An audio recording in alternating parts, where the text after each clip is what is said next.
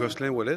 Moi, je suis le directeur général de la Corporation des arts et de la culture de Lillet. Oui. C'est moi qui est parti 25 guitares en fête en mars 2010. Nous en sommes la 10e année. Oui. Puis ça va bien à venir à ce jour.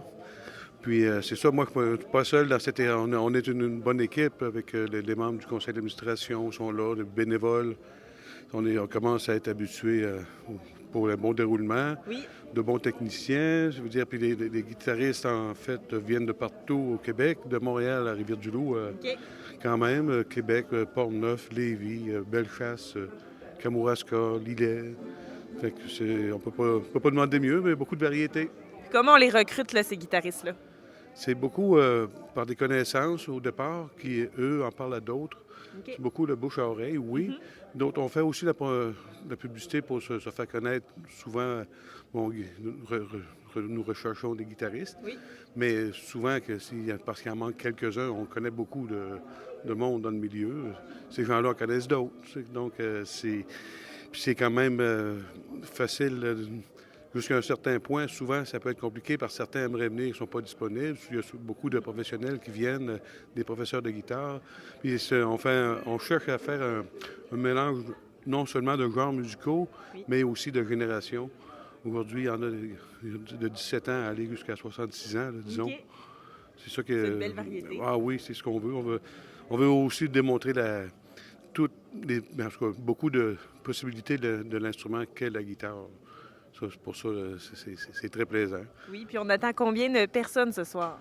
Ce soir, environ 200 personnes. Ça se tient toujours là-dedans. Des fois moins, des fois beaucoup plus. OK. Mais on a quand même beaucoup de billets de vendus. Puis, c'est ça. Ça nous fatigue pas trop, on pourrait dire. Oui, on voit qu'il y a de très bons guitaristes, mais beaucoup là-dedans sont des chanteurs, font partie de groupes. Mais aussi, ça leur donne l'occasion de se faire connaître. Il y a souvent des engageurs dans la salle. Oui. OK. C'est ça, c'est un des objectifs de la corporation, c'est de faire connaître, oui, notre mission, c'est de faire connaître les artistes. Mais aussi, pour ce soir, c'est sûr, c'est la musique, mais il n'en demeure pas moins que ça fait partie de notre mission, de faire connaître les artistes dans la région. Comme on fait avec le festival de la Dégelée, le Carrefour mondial de l'accordéon de Montmagny. C'est vrai. C'est de faire connaître, amener les spectacles le plus possible en région, sous le bord du fleuve ou plus loin. Ben oui, je vous dire un gros merci sur ça.